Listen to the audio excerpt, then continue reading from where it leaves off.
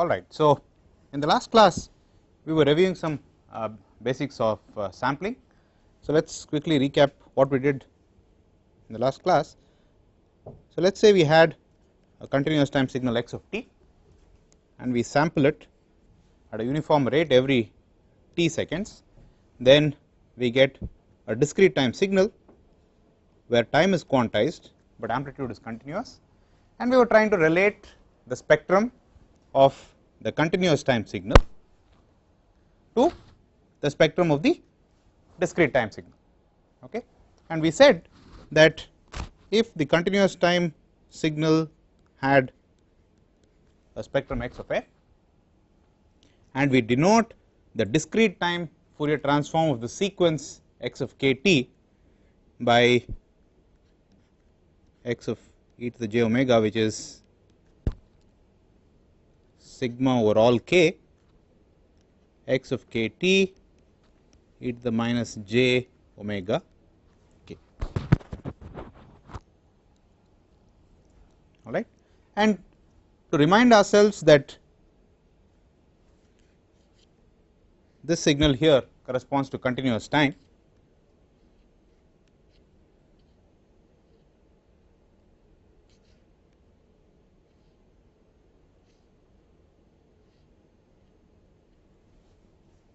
I will label this chap with a subscript x c of f,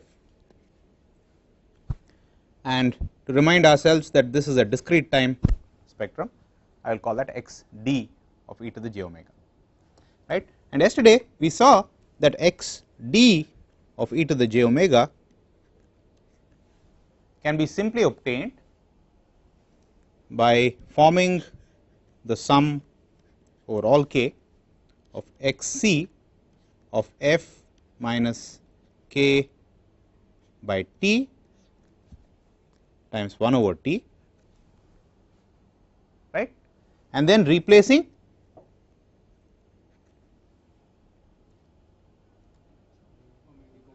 we replace 2 pi f times t with omega. All right. And therefore x d of e to the j omega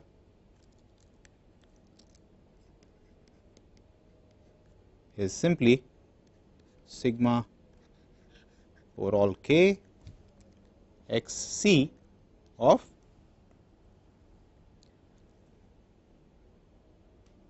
omega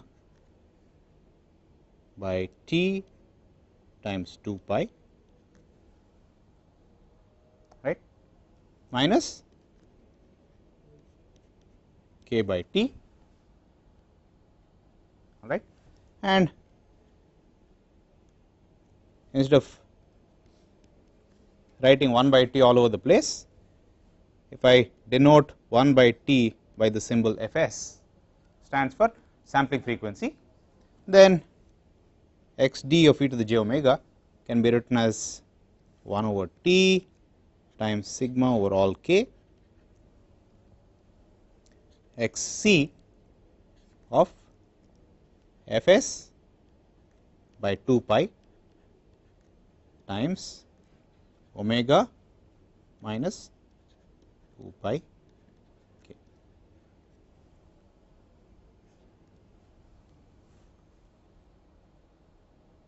All right. And one must remember that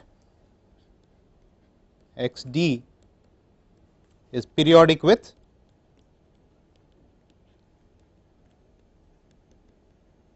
two pi, all right, and when a continuous time sinusoid of a frequency f1 is sampled at a rate fs, what kind of sinusoid will that result in the discrete time domain? Let us say you had a continuous time sine wave with a frequency f1. When you sample it at a rate fs, it will become a discrete time signal, correct. What do you think the frequency of that discrete time signal would be? It will be f1 by fs times 2 pi. Is this clear? Okay. So, in particular DC will transform to DC,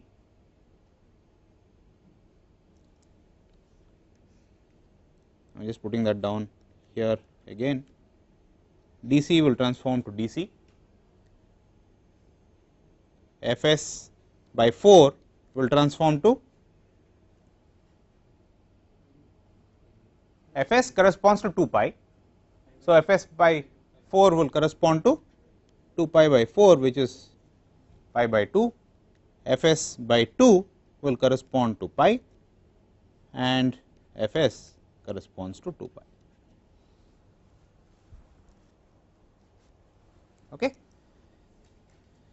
And a very easy way of drawing the spectrum is to do the following. If the continuous time signal had this spectrum, how do you draw the discrete time spectrum? The first thing would be to make copies of this, right, with a period.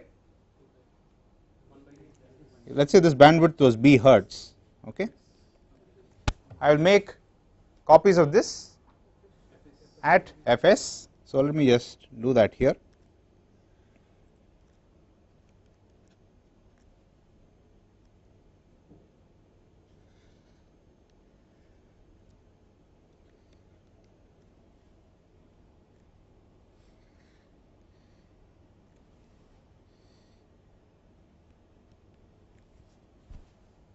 Right.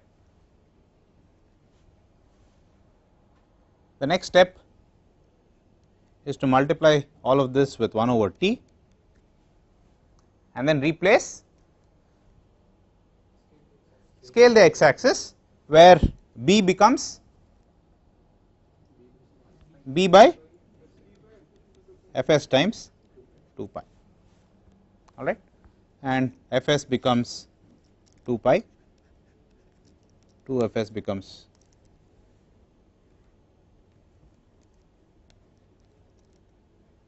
4 pi, and so on.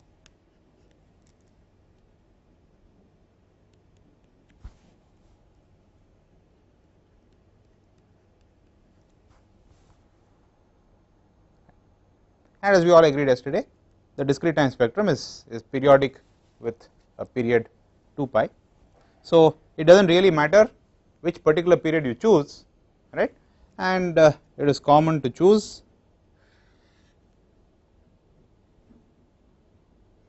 the range from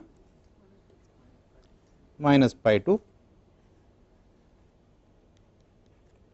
2 pi. Is that clear? Now, a couple of things I would like to bring to your attention.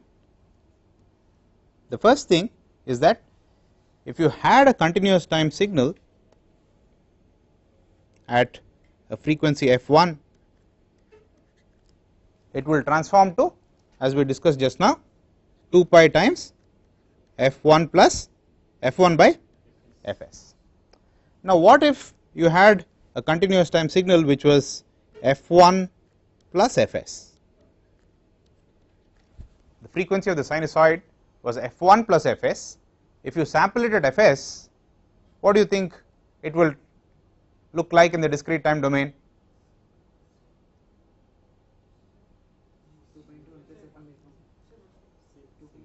Same, sir. Please notice that it, I mean, you would say it's 2 pi times f1 plus fs by fs,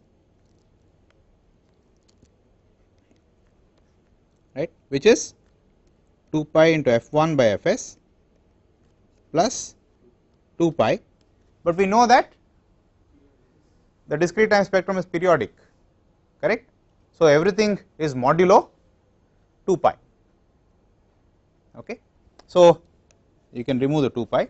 So, what this is telling you is that a frequency f1 and a frequency f1 plus fs, when sampled, will look like the same frequency in the discrete time domain. This is nothing but aliasing, and this makes sense also, right, because from the Nyquist theorem we know that if the input frequency is greater than Fs by 2, then it will result in aliasing. Okay, this is an illustration of that. It just says that if you have a frequency f1 plus fs, it will look after sampling just like f1. Is that clear? Now, by the same token, f1 plus k times fs after sampling will also look like 2 pi f1 by fs. I mean, this is assuming that f1 lies between 0 and fs by 2. Okay. So, in other words, when you sample a continuous time signal, there are many frequencies that can masquerade like the, I mean, there are many signals which kind of map down to the same discrete time sinusoid. So, if you are not careful before sampling, then you can be thoroughly mistaken as to what the continuous time signal is. Please note that the idea in the whole the idea behind sampling is to be able to eventually reconstruct the input signal in some fashion, correct. If you have lost information while sampling or you made errors during sampling, it is very difficult to recover.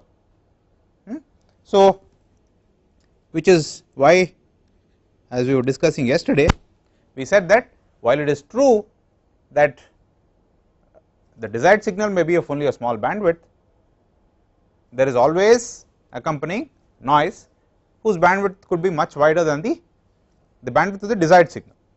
Now, we should not get into the mistaken notion that the desired signal has only got a bandwidth b, so I will only sample at 2b. Okay. So, if we do not do anything, then noise components which are much broader band than 2b, as we just saw, will all alias to in band, okay, thereby degrading the in band signal to noise ratio.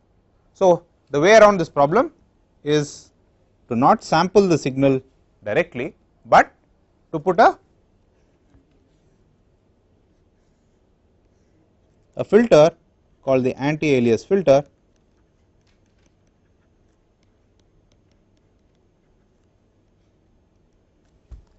which makes sure that the bandwidth of the signal is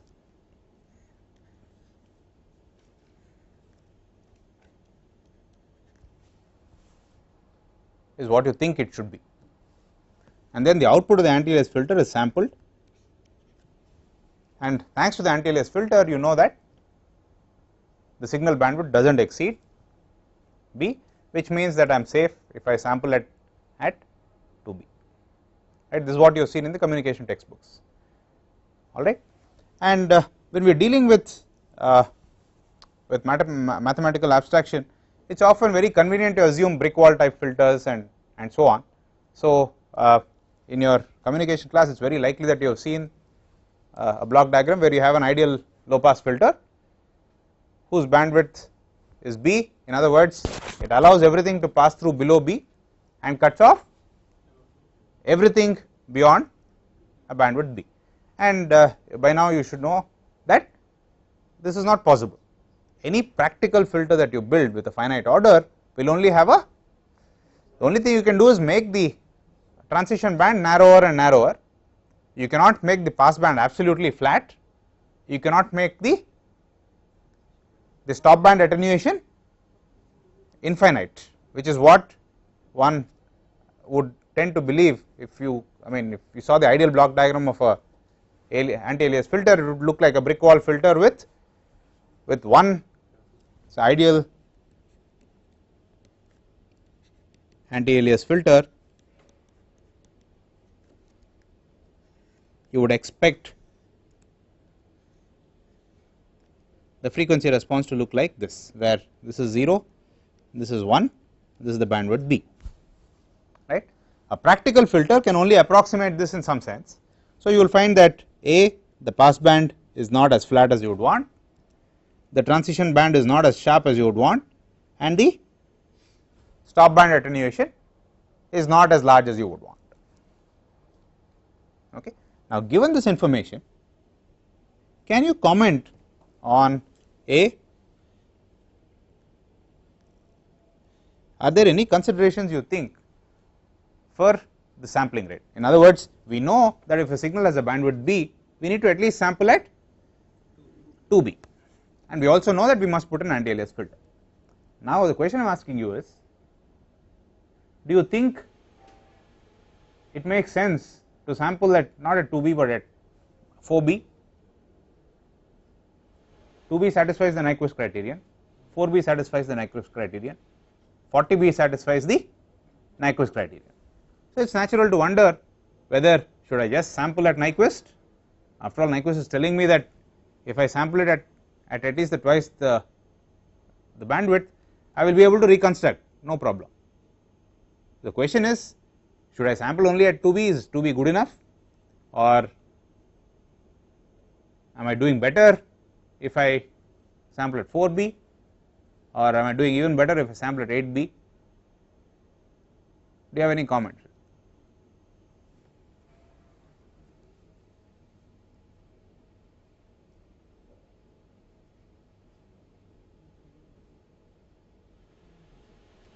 Is there anything we gain?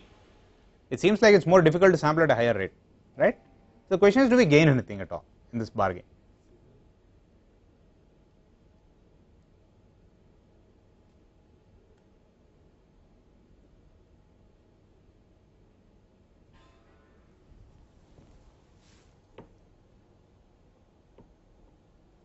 Stop band if attenuation is not finite, then to make the rate much more, then you will have less aliasing.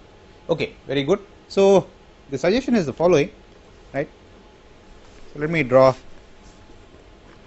spectrum. Let us say this is 0, I will only draw the positive half, this is F. I will draw the characteristic of the anti-alias filter in red here.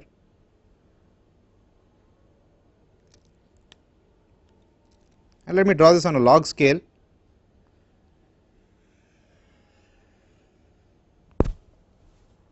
So, this is log magnitude of the anti-alias filter response, and because the filter has got a finite order, as you move away from the band edge, right, this frequency below B is the so called pass band of the filter, the portion beyond B is the stop band of the filter. Because the filter is a practical one, it is a real one, the order is finite, which means that you can never have infinite stop band rejection over a band of frequencies. You can have it at one frequency or two frequencies, but not over a band. And if you have an all pole filter, an all pole filter is one where the numerator is 1, right, H of S is a form 1 by D of S. Okay. So, if you have an nth order filter for large frequencies, how do you think the attenuation will go? For frequencies far away from the band edge, it must go down as 1 by omega to the power n, which is 20 n dB per decade, correct. So, if this is a linear scale on the x axis and a log scale on the y axis, it will look like this. If I plot a log plot, it will be a straight line with a slope of minus 20 n dB per decade, right. Now, let us consider two situations. One, the signal frequency is, the desired signal is here, okay. Let us consider two sampling rates, one where the sampling rate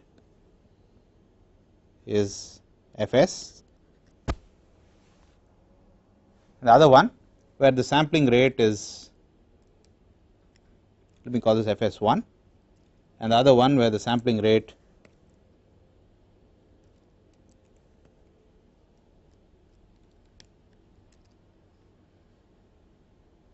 is Fs2,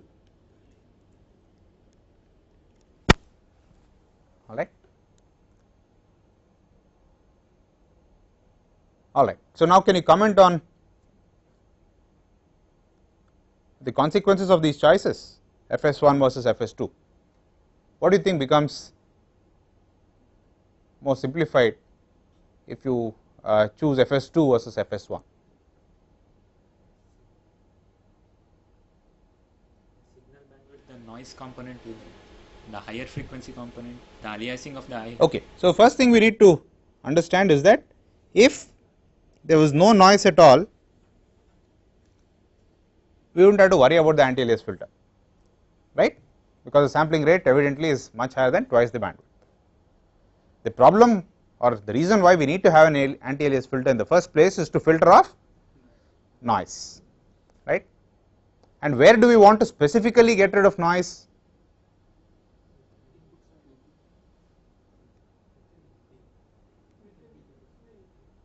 What is the job of the anti-alias filter? Within the bandwidth of the signal.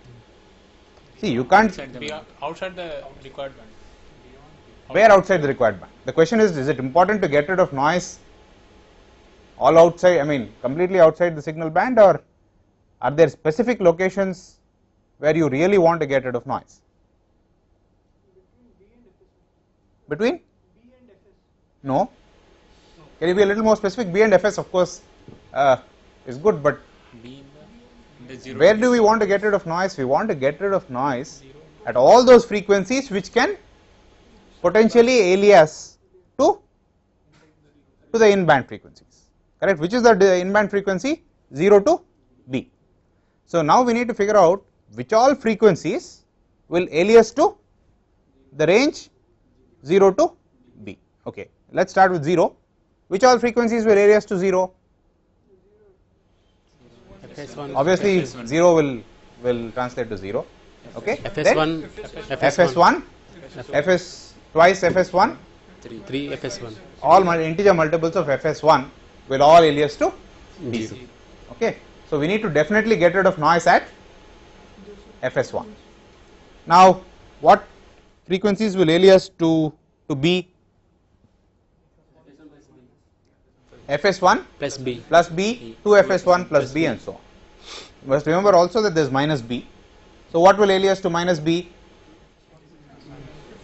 Minus B plus Fs1, minus B plus 2 Fs1, and so on. So now we know what all frequencies alias to 0, what all frequencies alias to B. So we know, I mean all the range between also will alias to something between 0 and B. So Fs1 plus B, right, this is Fs1 plus B, and Fs1 minus B is this range here. So this is a band of frequencies where signal will alias to minus B to B. You understand? While it is true that it would be great if we had an anti-alias filter which would just cut off everything beyond B, we know that in practice it is not possible. Is that clear? So the next question is, okay, where do we really want to cut off noise? And we really want to cut off noise at frequencies which can alias down to the range minus B to B, and that will be in the, if we chose Fs1 as the sampling rate, it will be Fs1 minus B to Fs1 plus B, right. Now if instead we had chosen Fs2 as the sampling rate, what do we see? Which all frequencies will now alias to baseband? Fs2 minus B to Fs2 plus B. Alright, now can you comment on which of these is a better choice of sampling frequency and why? Fs2 plus minus. Fs2. Why is Fs2 a better choice? Stop band will Rejecting until is easy. rejecting. Right. So we see that if we chose Fs2, then the rejection will be for a given anti-alias filter, the rejection Will be of the anti-alias filter Is high. will be higher for a higher choice of sampling frequency, right. Okay. So even though it appears that it is harder work to do to sample at a higher rate, while Nyquist just dictates that twice the bandwidth is enough. We see that choosing a sampling rate which is much higher than what is dictated by Nyquist is advantageous in terms of the design of the anti-alias filter, correct. Now let us take this argument the other way. If I insisted that I want to sample at Nyquist, in other words my sampling rate is 2B, what do you think the characteristics of the anti-alias filter must be?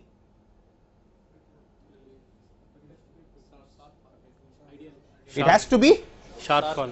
a lot sharper than what we have now. Does it make sense? Yes. Okay.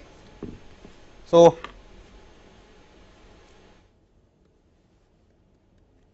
choice of sampling frequency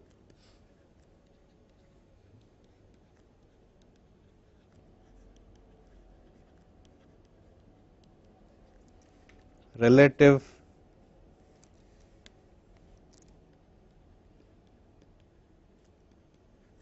to the Nyquist frequency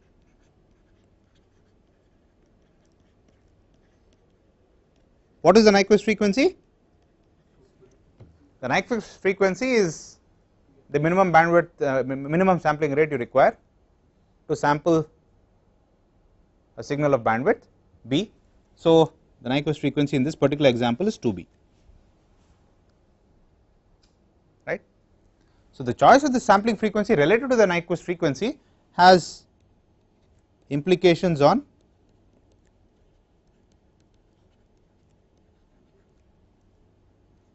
the design of the anti-alias filter.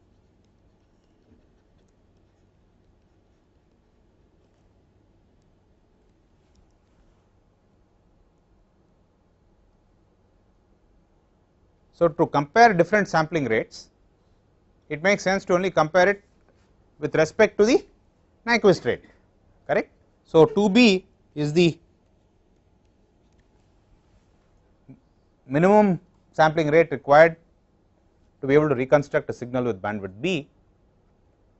If you are sampling at a rate over and above 2B, it means that if you are sampling at Nyquist, you are sampling, okay. If you are sampling at a rate higher than Nyquist, you are over sampling, right. So the ratio Fs by 2B is called the over sampling ratio, or the abbreviated as the OSR. So we will repeatedly keep using these things this abbreviation later in the course, right. You understand why this definition makes sense. So now to rephrase all that we have discussed with this new jargon, if my O sampling ratio is high, what does it mean? Is my anti-aliasing filter design easier or more difficult? It is easier, okay. Another thing we need to bear in mind is that it is only in the textbooks that you have an ideal filter. It is only in the textbooks where you have you have a filter with a bandwidth B and the bandwidth is actually B. In practice, whenever you say I am going to have a filter B, you must be prepared to take variations in the bandwidth, because no real system will have a bandwidth which is absolutely fixed. This bandwidth will vary, perhaps because of temperature variation, because of manufacturing tolerances and so on. So in practice it is never possible to ensure a bandwidth which is exactly what you want, okay. So a high OSR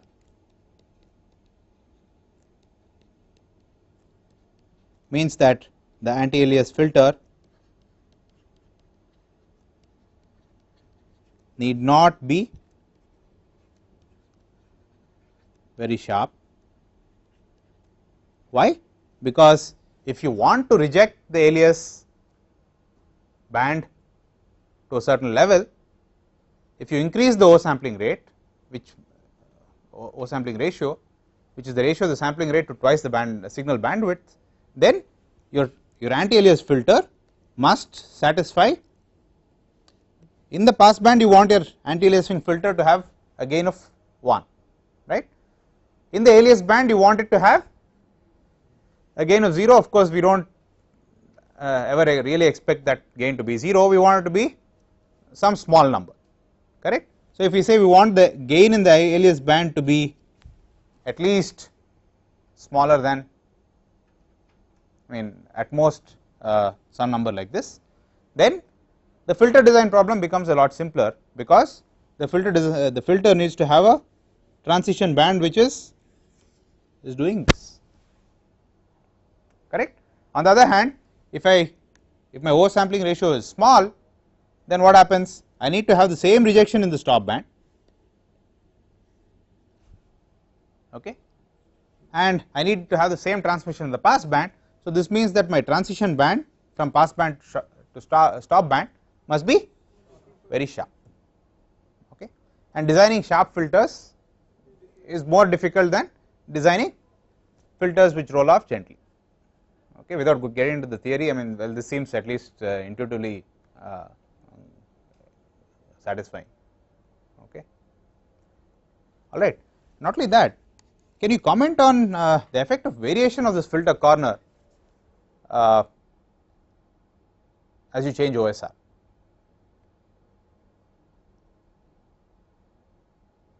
In other words, do you think I can tolerate a bigger variation of the band edge, the motivation being that no practical filter will have a band edge which is fixed in frequency, it will vary. The question now is, does it make any difference if I increase the OSR? Can I, in other words, can I tolerate a larger variation of band edge frequency with a higher OSR?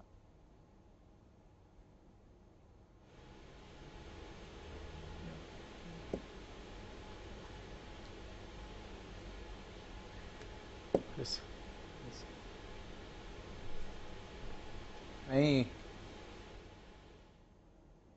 Do you understand the question? No. See, we know that the anti-alias filter bandwidth cannot be fixed, there will be some tolerance, it will move, right, and you want to make sure that in spite of this bandwidth moving, the band edge moving, you want to make sure that it rejects the alias band to some degree. Now the question is, will you be able to tolerate a larger variation of this band edge when the oversampling ratio is small or when the oversampling ratio is large,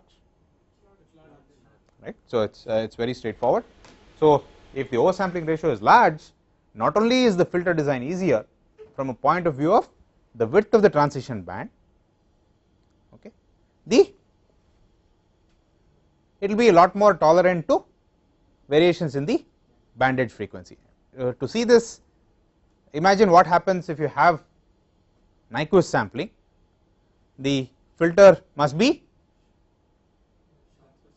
really sharp, okay, and now if the bandwidth even moves a little bit, right, if the bandwidth reduces, what happens, it will get into the alias for sure, but it will also cut off some of the desired signal, right. On the other hand, if the bandwidth increases, then what will you see, some of that alias band is not properly rejected, okay. So while it is true that Nyquist sampling is all that is necessary to be able to reconstruct a signal properly, there are some very practical reasons why you would want to actually oversample the input signal. So I mean, typically you would never have a system where the signal bandwidth is say b hertz and you sample exactly at 2b, right. This will make the job of the filter designer very difficult. Of course you can say it's not my problem and somebody else's problem, right, but you could, I mean, in the next project you could be that somebody else, you understand. So it's very common to have a little bit of oversampling so that the job of the filter designer is made easy. Of course pushing the sampling rate high is also not a trivial affair, you understand. So that basically means that your circuits have to work that much faster, right. But system design is a trade off between these possibilities. If you try to make your job easy, somebody else's job becomes a lot more difficult to do. If you want to make that guy's job easy, then your job becomes very difficult to do. So you sit together, both of you sit together and figure out what works best for both of you. Sir, whether stability criteria will also come into the picture. Meaning The transition band, what we are talking about. Right. Suppose we are having the low sampling rate. Correct. And transition has will to be very sharp. sharp, correct. So whether any chance of that stability criteria? Well, it is true that if you have, the comment he made was that if your oversampling ratio is very small, then the filter has to be extremely sharp, and the comment he made was that if the filter has to be extremely sharp, then that response must only be possible by poles whose quality factors are extremely high, only then you can get a sharp roll off, okay. And yes, that is indeed a challenge. Once you have very high Q poles, it turns out that the sensitivity of the circuit to component variations also becomes high, as you might have seen in perhaps your digital filter design class. The same thing also holds for analog filters. Whenever you want to make something very rapidly in the frequency domain, sensitivity to component tolerances, noise, etc. at those frequencies becomes large, and therefore you would like to try and avoid very sharp filters if possible, okay. All right. Yes. Second, this bandwidth criteria, whatever we are talking tolerance, how much percentage we will take? Means suppose we are having the say for example our audio signal 20 kilohertz, suppose we are talking, how much we can go for the sampling rate? Oh well, the question he asked was if you have a signal with a certain bandwidth, how will you choose your oversampling ratio, right. So will you choose a very small number or will you choose a very large number? This is very situation specific. When you are dealing with low signal bandwidths, for example audio, it is very easy to sample at a higher rate given today's technology constraints, right. For example, a 24 kilohertz audio signal, a common sampling rate to use is say 6 megahertz, 6.144 megahertz. So if let me just take an example since he's brought it up. So the signal bandwidth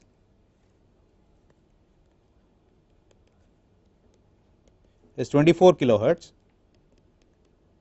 The Nyquist bandwidth is what? Nyquist rate is 48 kilohertz, and if the sampling rate is 6.144 megahertz, what is the oversampling ratio?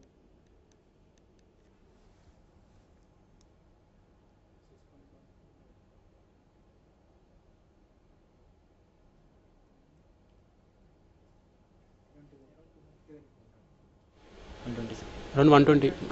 It is? Around 120. It is 128. Okay, all right, and this turns out that is a fairly common thing to do.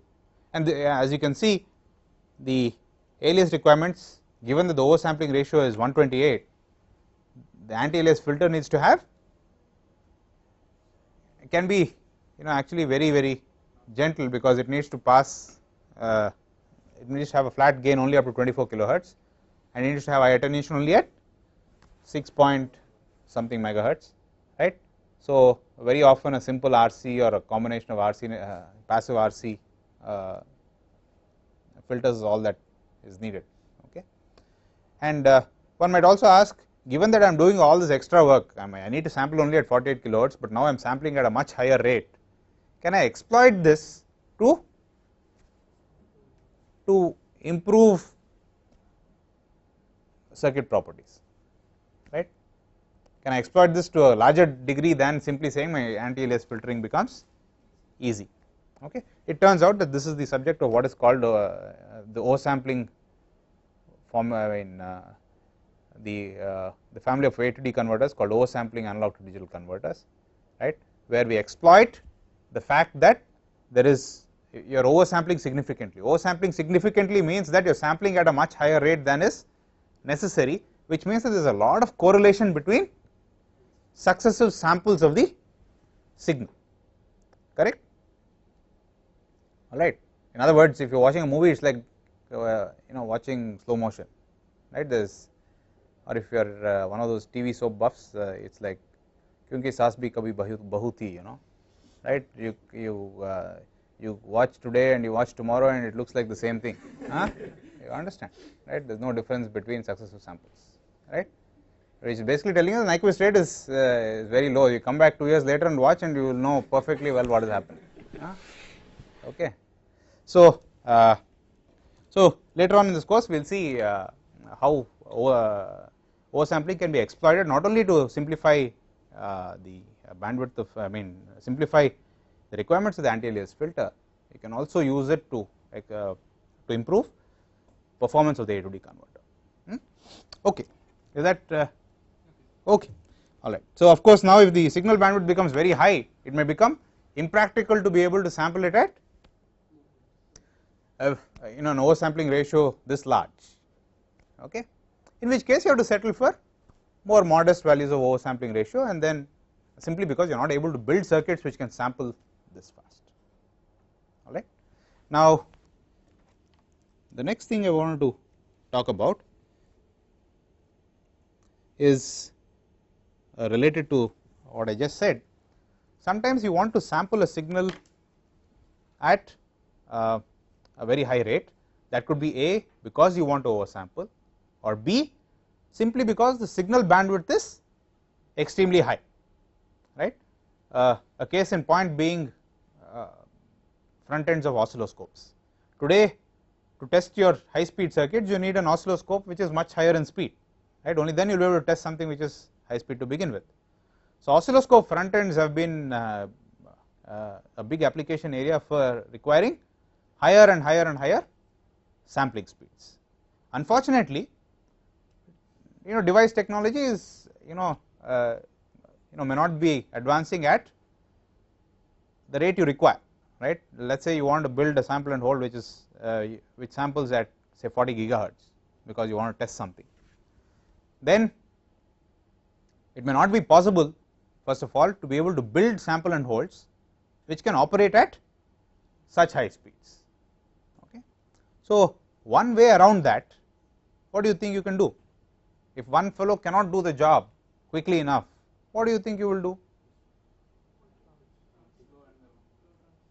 You put two guys on the job, you understand. So it is the same thing here, right. So you can have many sample and holds which are working at a lower rate and put them together and make it look like a single sample and hold working at a higher rate. Okay. So let us take, this technique is called time interleaving, right, where you have many sample and holds working parallelly at lower speeds, making a single unit which appears as if it is working fast, right. So now that you say, okay, then I do not know how to design a really high speed sample and hold, however I know how to design a low speed sample and hold. If I put many of these sample and holds together in some fashion, I will be able to hopefully combine the outputs in such a way as to make a sample and hold which looks like a high speed one, right. It seems like a reasonable idea. So this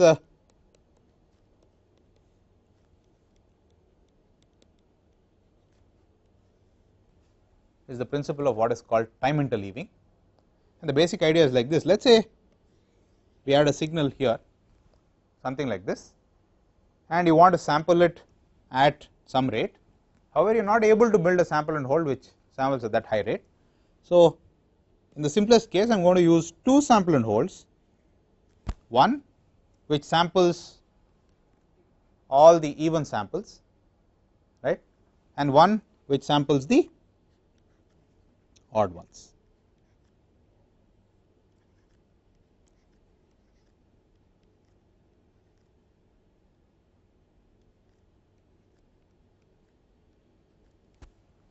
All right. So the circles and the crosses represent outputs coming from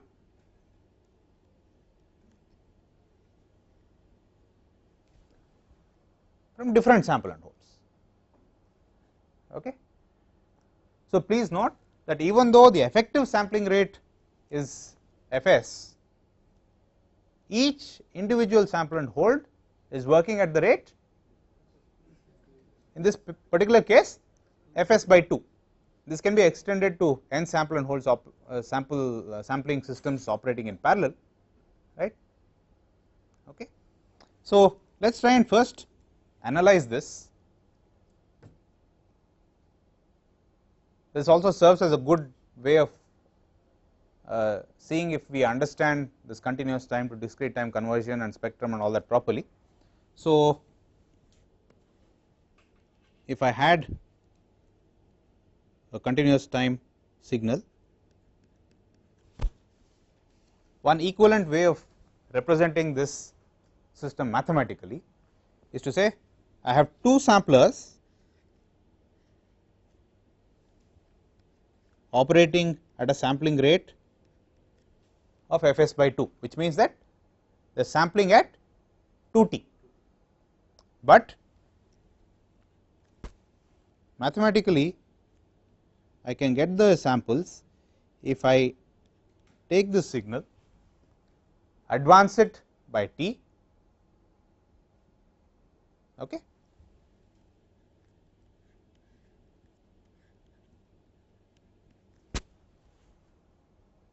and sample it at 2t. So, both these sample and holds or these sampling systems, these switches are being closed simultaneously. It is equivalent to,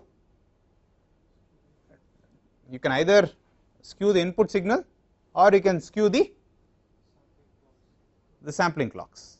Okay, I have chosen simply for mathematical convenience, I have chosen to advance one of the signals. It does, I mean, have a advanced version of the signal, right.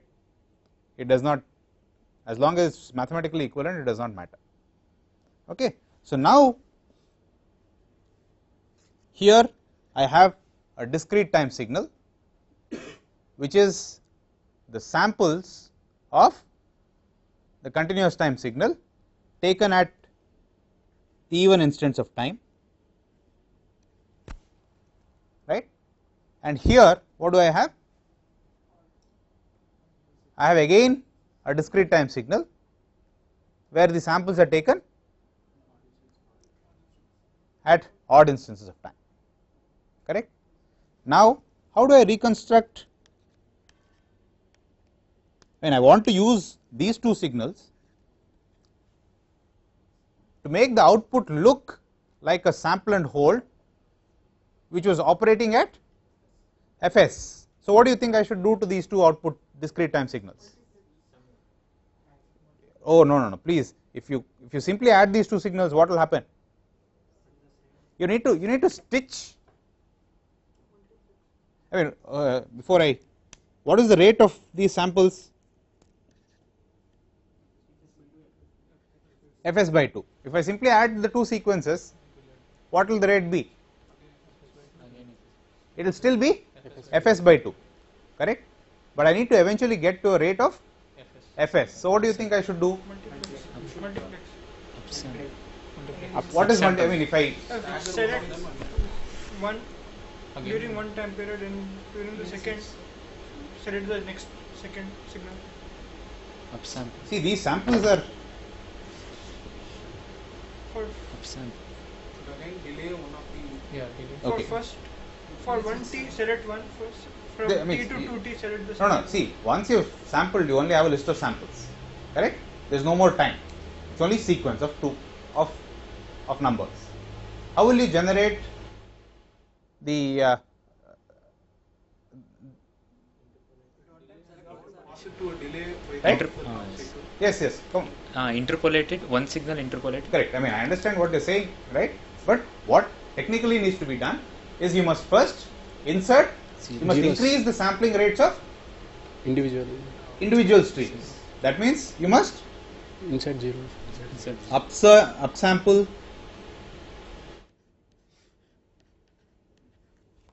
each of these sequences, So, now upsampling means you insert zeros, every you upsample by a factor of 2. So, you insert zeros, and then what should you do? You must put a delay here, right, and now what should you do? You simply add these two, right. So, now if I put all of this in a big box, this should look exactly like a sample and hold with Fs. operating at Fs. Okay. So, obviously the first question that would come to you is, apart from sheer masochism, why would you want to do this, right? And the answer is that the sampling operation, which I claim to be difficult to implement, is now happening at half the rate. Okay. And so,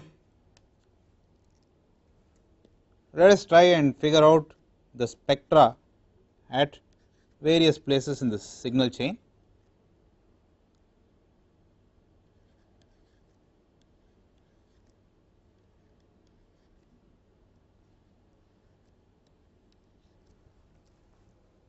Right. It is also a good exercise to do to see if we understand. I mean, we already know the final answer. We know what the spectrum must be at h. Let us remind ourselves of that. So, xd of e to the j omega at h must be 1 by t. It looks, mind you, like a sample and hold which is running at Fs. So, it must look like 1 over t sigma k xc of, what do we see just now, Fs by 2 pi times omega minus 2 pi k. This is what we must get at h. All right. So, the spectrum at A is simply, the signal at A discrete time or continuous time? Continuous time. So, this is xc of f, right. At B, how does the signal look like? Please note that the signal at B is sampled at Fs by 2. So, all we need to do is replace t with 2t. So, is that at B, is it a discrete time signal or a continuous time signal? After sampling B,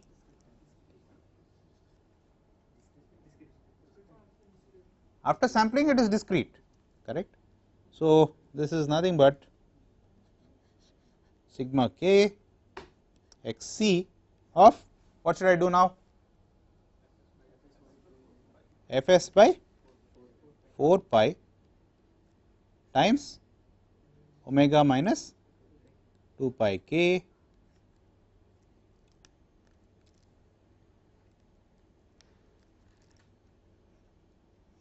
which I will write as Fs by 2 pi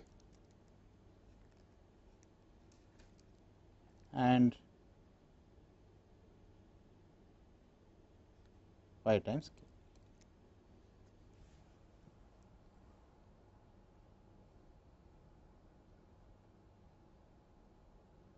Actually, I think I made a mistake.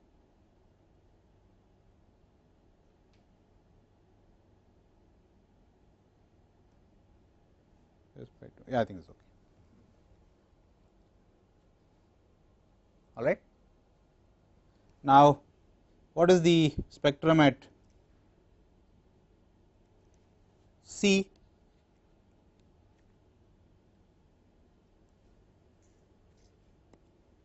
C, mind you, is this signal here. What do you think that is?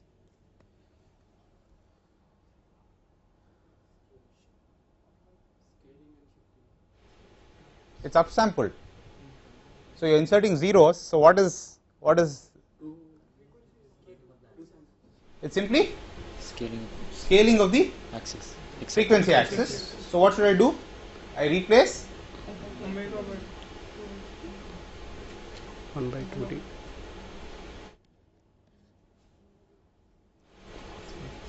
Fs by 2 pi. I must replace omega by 2. no It should be omega with 2 omega. 2 omega. Upscale. Correct? You understand? Is that clear? So what must this become? That is omega. Omega minus Pi. pi. Correct? Now what about the spectrum at D?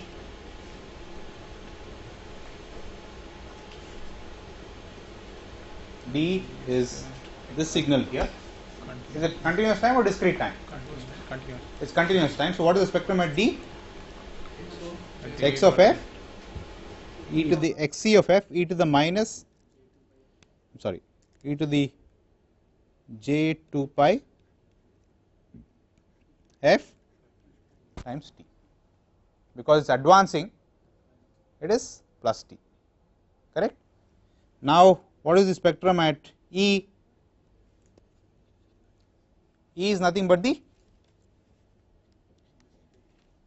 sampled version of the continuous time spectrum. So it must be of the form 1 by 2t sum over all k xc of fs by 2 pi times omega by 2 minus pi k times e to the j 2 pi, and what should we do? I mean, how do we get the discrete time expression?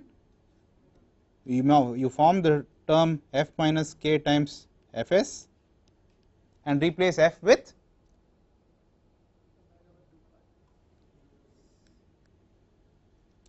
please note that you must replace 2 pi ft with, I am sorry, here the sampling rate is 2t, correct, and therefore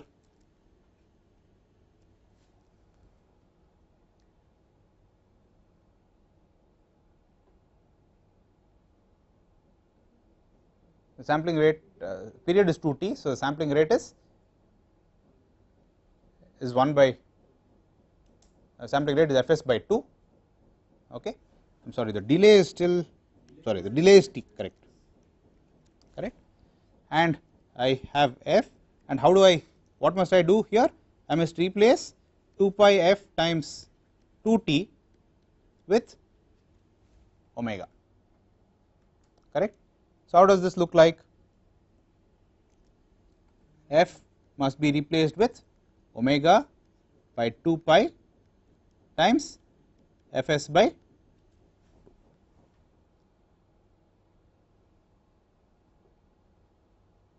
Does it make sense? Is the same expressions I am manipulating them with fs by 2 rather than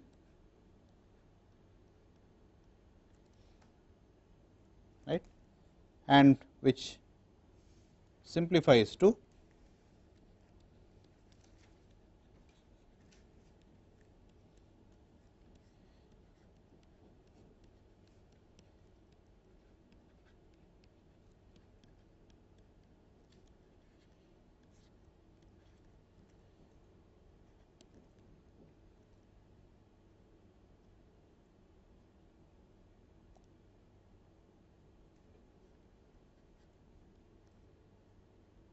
recalling that fs times t is 1,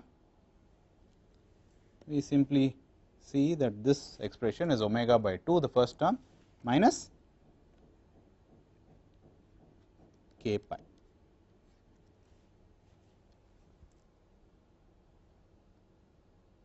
Right. So that is the spectrum at E. What would be the spectrum at F?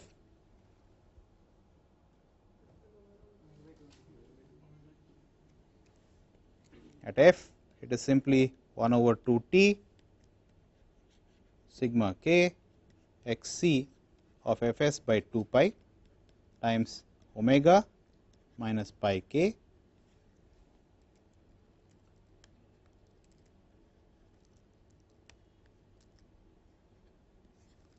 times e to the j omega minus k pi.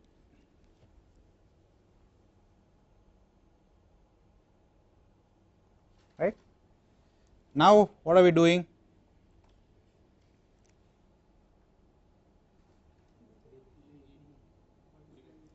We are delaying this by one sample, correct. So, this is what, how does that look like? G is simply the stuff at F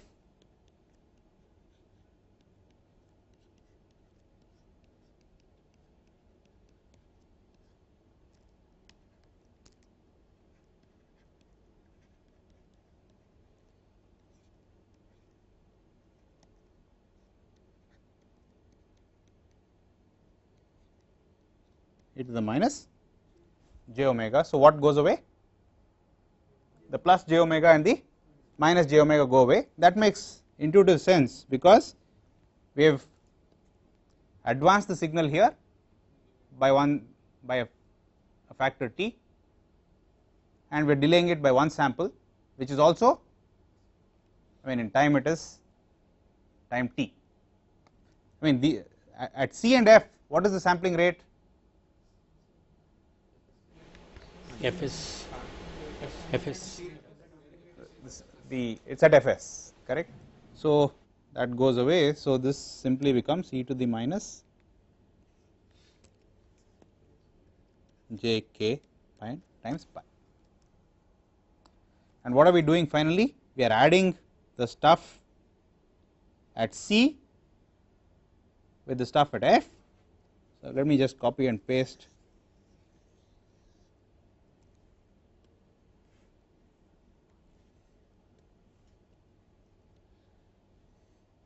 this is what we had for things at C, all right. So, now if we add, I mean what is so funny about e to the minus j k pi? It is, yeah, it is minus 1 to the power n. So, for even values of k it is 1, for odd values of k it is minus 1, all right. So,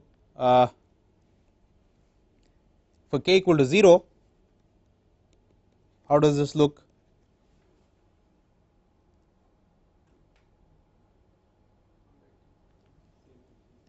One by t x c of Fs by 2 pi times omega, correct. For k equal to 1, what happens?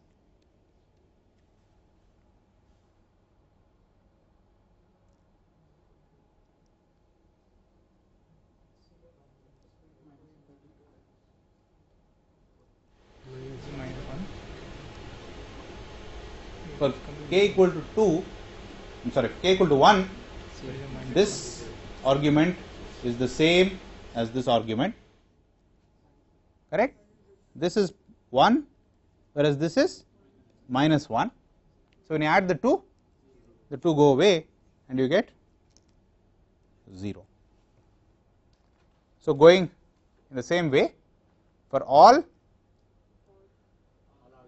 odd k, these things simply vanish, you understand. So, this is only valid for,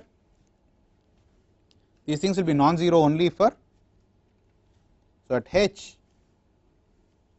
it will be of the form 1 by t times sigma over all k, all even k, which I can simply say as Fs by 2 pi times omega minus 2 pi k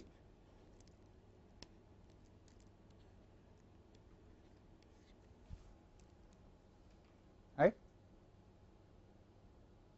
You understand, which is the same as what you get for a sample and hold operating at the full rate. Okay. Well, this is where the math stops from the communication point of view or the signal processing point of view. When you make a practical system like this, there are a whole bunch of problems, right. For instance, there might be an offset here, right, which may not be there in that path. In other words, there is a DC offset which is different in both paths, all right. The next thing is that the gains of both the paths may not be exactly the same. The third thing is that you want to, in practice you are not going to implement it like this.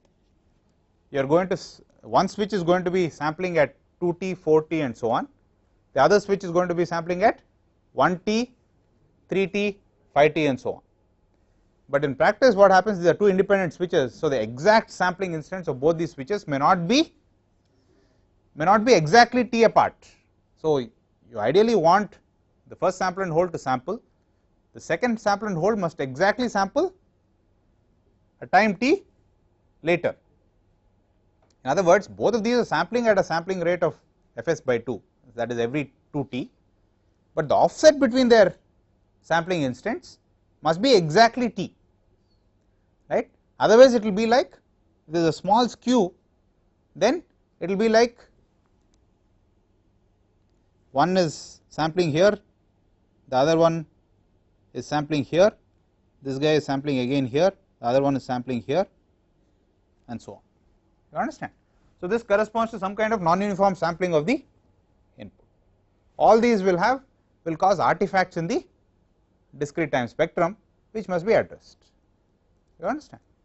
So we will continue with the effect of these artifacts, which are fundamental things which will happen every time you implement a time interleaved sampling system.